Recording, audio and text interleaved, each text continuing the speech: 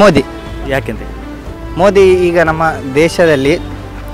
ದೇಶದ ಪ್ರಧಾನಿ. ಬೇರೆ ಯಾವುದೇ ದೇಶಕ್ಕೆ ಹೋದರೆ ಸರ್ ರೆಡ್ ಕಾರ್ಪೆಟ್ ಹಾಕಿ ಮೋದಿ ಅವ್ರನ್ನ ವೆಲ್ಕಮ್ ಮಾಡ್ತಾರೆ. ಮುಂಚೆ ಆ ಪರಿಸ್ಥಿತಿ ಇರಲಿಲ್ಲ. ದೇಶದ ಘನತೆ ಗೌರವ ಮೋದಿ ಅವರಿಂದ ಹೆಚ್ಚಾಗಿದೆ. ಮೋದಿಯವರು ಯಾಕೆ? ಅವರು ಹಲವಾರು ಸಾಕಷ್ಟು ಸುಧಾರಣೆಗಳು ಮಾಡಿದ್ದಾರೆ ಇಂಡಿಯಾಗೆ. ಸೊ ನೀವು ನೋಡಿರ್ತಂಗೆ 10 ವರ್ಷಗಳೇನಿತ್ತು ಕಾಂಗ್ರೆಸ್ ಅಧಿಕಾರ, ಸೊ ಆಗ ಯಾವ ಥರ ದೇಶ ಬದಲಾವಣೆ ಇತ್ತು ಮತ್ತು ಮೋದಿಯವರು ಬಂದಾಗ ಯಾವ ಥರ ಬದಲಾವಣೆ ಆಗಿದೆ, ಯಾವ ಥರ ಅಂದರೆ ಕೆಲವೊಂದು ಬಡವರಿಗೆ ಹೆಲ್ಪ್ಫುಲ್ ಆಗಿದೆ ಮತ್ತು ಅವರು ಹೇಳೋದನ್ನು ಕರೆಕ್ಟಾಗಿ ಫಾಲೋ ಮಾಡ್ಕೊಂಡು ಹೋಗ್ತಾರೆ. ಸೊ ಅದನ್ನು ಆ ರೀತಿಯಾಗಿ ಇನ್ನೂ ಒಂದು 5 ವರ್ಷ ಅವ್ರಿಗೆ ಅಧಿಕಾರ ಕೊಟ್ಟರೆ ಇನ್ನೂ ನಾವು ಕನಸಿನ ಭಾರತ ನಮ್ದು ಏನಿದೆ ಅದನ್ನು ಫುಲ್ಫಿಲ್ ಮಾಡ್ಕೋಬೋದು ಅಂತ ಒಂದು ಅನಿಸಿಕೆ. ಮೈನ್ಲಿ ಅಟ್ಯಾಕಲ್ಲಿ ಈಗ ಆಪೋಸಿಷನ್ ಅಂತ ರಾಹುಲ್ ಗಾಂಧಿ ಹೇಳಿದರು, ಕ್ಲೂ ಬೇಕಂತ ಹೇಳಿದರು.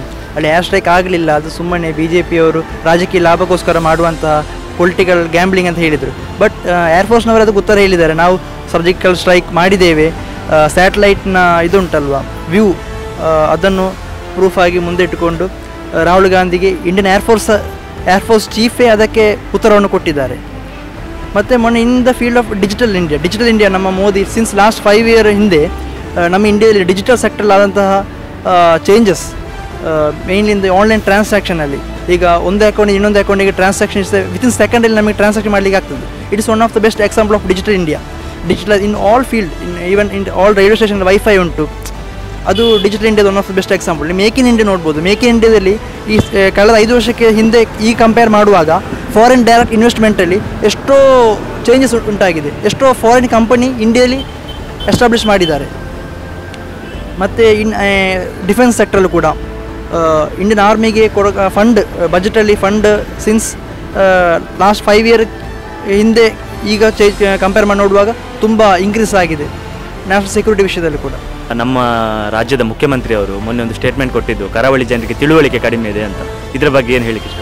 ತಿಳುವಳಿಕೆ ಕಡಿಮೆ ಇದೆ. ಈ ಎಲೆಕ್ಷನ್ನಲ್ಲಿ ಅವರಿಗೆ ಗೊತ್ತಾಗ್ತದೆ ತಿಳುವಳಿಕೆ ಕಡಿಮೆ ಉಂಟಾ ಇಲ್ಲವಾ ಅಂತ. ಎಲೆಕ್ಷನ್ ಬರ್ತದಲ್ಲ, ಅದರಲ್ಲಿ ನಾವು ಉತ್ತರವನ್ನು ಕೊಡ್ತೇವೆ. ಬಿಜೆಪಿ ಮೋದಿ ಅವರಿಗೆ ವೋಟ್ ಮಾಡಬೇಕಂತ ಇದ್ದೀವಿ. First time voter? ಹೌದು, ಮೋದಿ. ಯಾಕೆ ಅಂತ ಕೇಳ್ಬೋದು? ದೇಶ ಒಳ್ಳೆ ಅಭಿವೃದ್ಧಿ ಆಗ್ತಾ ಇದೆ. ಇಷ್ಟು ವರ್ಷ ಎಲ್ಲ ಕೊಳ್ಳೆ ಹೊಡೆದಿದ್ರು, ಆದರೆ ಈಗ ದೇಶ ಒಳ್ಳೆ ಅಭಿವೃದ್ಧಿ ಆಗ್ತಾ ಇದೆ. ಮೋದಿ ಮತ್ತೊಮ್ಮೆ. ರಾಹುಲ್ ಗಾಂಧಿ ಅವರು ಮಾತಾಡೋ ಸ್ಟೈಲ್ ನೋಡಿದ್ರೇನೆ ಬೇಡ ಅಂತ ಅನ್ಸುತ್ತೆ. ಅವರಿಗೆ ಒಂದು ನಾಲೆಜ್ ಇಲ್ಲ, ಎಕ್ಸ್ಪೀರಿಯನ್ಸ್ ಕಡಿಮೆ ತುಂಬ.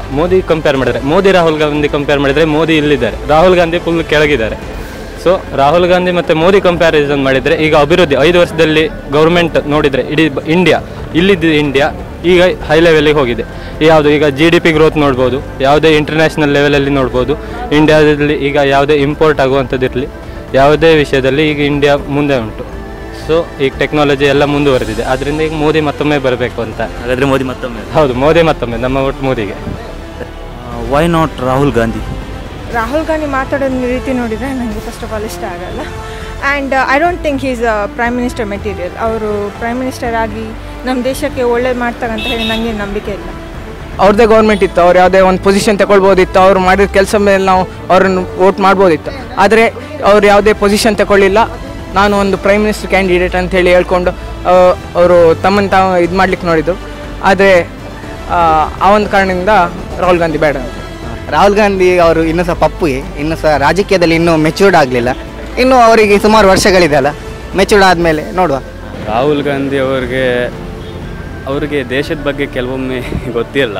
ಅವ್ರು ಬರೀ ಒಂದು ಅಧಿಕಾರ ಮಾತ್ರ ನೋಡ್ತಿದ್ದಾರೆ.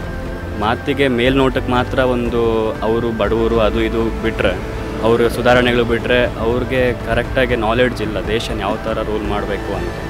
ಸೊ ಹಾಗಾಗಿ ಮೋದಿಯವರು ತುಂಬ ಎಕ್ಸ್ಪೀರಿಯನ್ಸ್ ಪರ್ಸನ್ ಮತ್ತು ಅವರು ಒಳಿತಾಗಿ ಬಿಟ್ಟು ಅವ್ರ ದೇಶಕ್ಕೋಸ್ಕರ ದುಡಿತಾರೆ. ಸೊ ಹಾಗಾಗಿ ಅಂಥವರು ದೇಶಕ್ಕೆ ಒಂದು ಪ್ರಧಾನಮಂತ್ರಿ ಆದರೆ ದೇಶ ಸುಧಾರಿಸೋದ್ರಲ್ಲಿ. ಈಗ ಒಂದು ದೇಶದ ಯುವ ಜನತೆಯಾಗಿ ಮೋದಿಯವರು ಮಾಡಿರೋ ಯಾವ ಸಾಧನೆ ನಿಮಗೆ ತುಂಬ ಇಷ್ಟ ಆಗ್ತದೆ? ಅವರು ನಮಗೆ ಈಗ ದೇಶ ಒಂದು ಸುರಕ್ಷಿತವಾಗಿರಬೇಕು ಅಂತಂದರೆ ನಮ್ಮ ದೇಶದ ಗಡಿ ಭಾಗದಲ್ಲಿ ಸುರಕ್ಷಿತವಾಗಿರಬೇಕು.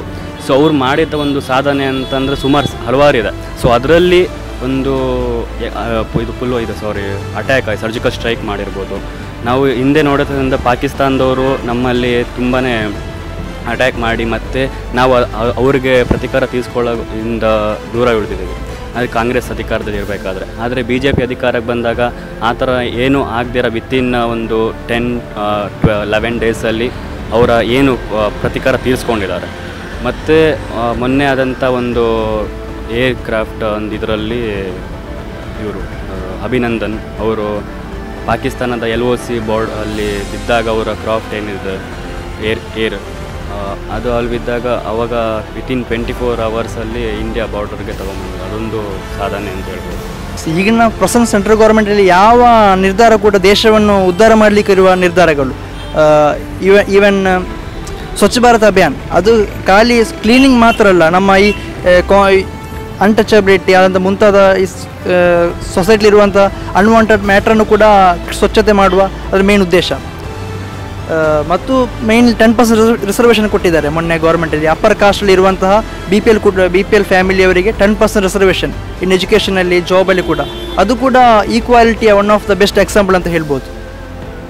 ಮತ್ತು ಪವರ್ಫುಲ್ ಗೌರ್ಮೆಂಟ್, ಸಿಂಗಲ್ ಪಾರ್ಟಿಗೆ ಮೆಜಾರಿಟಿ ಇರುವ BJPಗೆ ಕಳೆದ 30 ವರ್ಷ ಕಂಪೇರ್ ಮಾಡುವಾಗ 282 ಸೀಟ್, 272 ಮೆಜಾರಿಟಿ ಬೇಕು, 282 ಸೀಟ್ BJP ಸಿಕ್ಕಿದೆ. ಅದು ಡಿಸಿಷನ್ ತಗೊಳ್ಳುವಾಗ ಬೇರೆಯವ್ರ ಹತ್ರ ಕೇಳುವ ಅಗತ್ಯ ಬರೋದಿಲ್ಲ. ಒಂದು ಪರ್ಟಿಕ್ಯುಲರ್ ಪೊಲಿಟಿಕಲ್ ಪಾರ್ಟಿಗೆ ಸಿಂಗಲ್ ಲಾರ್ಜೆಸ್ಟ್ ಪಾರ್ಟಿ ಅಂತ ಹೇಳುವಾಗ ಡಿಸಿಷನ್ ಎಲ್ಲ ಪವರ್ಫುಲ್ ಆಗಿ ಸೆಂಟ್ರಲೈಸ್ ಆಗಿ ತಗೊಳ್ಬೋದು, ಯಾವುದೇ ವಿಷಯಕ್ಕೂ ಡಿಲೇ ಆಗೋದಿಲ್ಲ.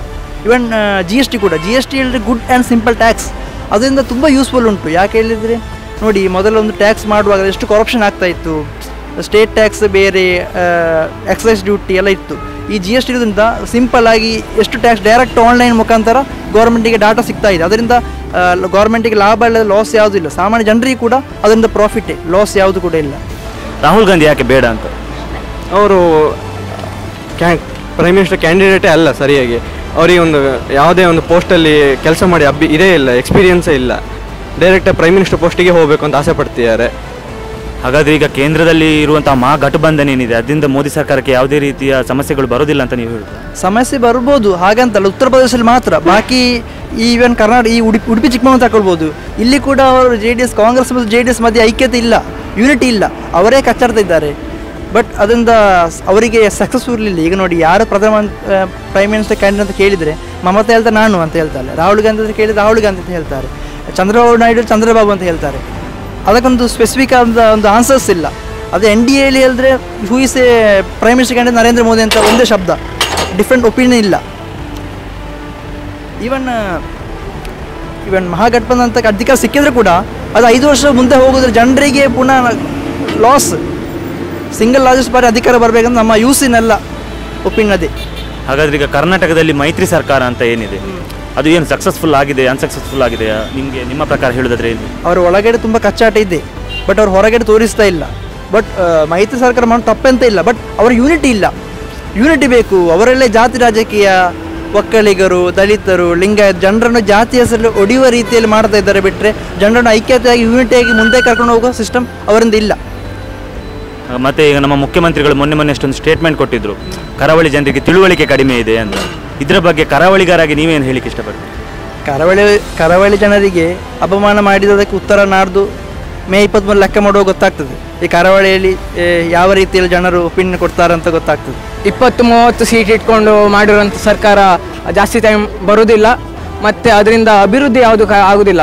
ತಮ್ಮ ಒಳ ಜಗಳದಿಂದ ಇದಾಗ್ತದೆ ಹೊರತು ಯಾವುದೇ ಅಭಿವೃದ್ಧಿ ಕೆಲಸ ಆಗೋದಿಲ್ಲ ಅಂತ ಹೇಳ್ತೀನಿ.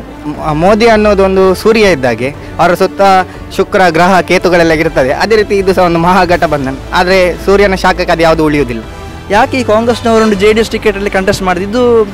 ಅಷ್ಟು JDS ಅಷ್ಟು ಕೆಳಮಟ್ಟಕ್ಕೆ ಹೋಗಿದೆ. ಒಂದು ಸ್ಟೇಟ್ ರೂಲಿಂಗ್ ಪೊಲಿಟಿಕಲ್ JDS ಅವರಿಗೆ ಕ್ಯಾಂಡಿಡೇಟ್ ಇಲ್ಲದ ಸ್ಥಿತಿ ಆಗಿದೆ. ಇಲ್ಲಿ ಉಡುಪಿ ಚಿಕ್ಕಮಗಳೂರು ಕಾಂಗ್ರೆಸ್ಸಿಂದ ಒಬ್ಬರನ್ನು JDS ಸಿಂಬಲಲ್ಲಿ ಕಂಟೆಸ್ಟ್ ಮಾಡುವ ಕಂಡೀಷನ್ ಮುಟ್ಟಿದೆ. ಅದು ಬೆಸ್ಟ್ ಎಕ್ಸಾಂಪಲ್ ಫಾರ್ ದ ಮೈತ್ರಿ ಸರ್ಕಾರ. ಹಾಗಾದರೆ ಮೋದಿ ವಿನ್ ಆಗ್ಬೋದು ಅಂತ ಹೇಳೋದು? ಶೂರ್ ಅಂತ ಕ್ವಶನ್ ಎಲ್ಲರಿಗೂ ಆಲ್ರೆಡಿ ಗೊತ್ತಿರ್ತಲ್ಲ. ಹಾಗಾದರೆ ಮೋದಿ ಮತ್ತೊಮ್ಮೆ ನಮಗೆ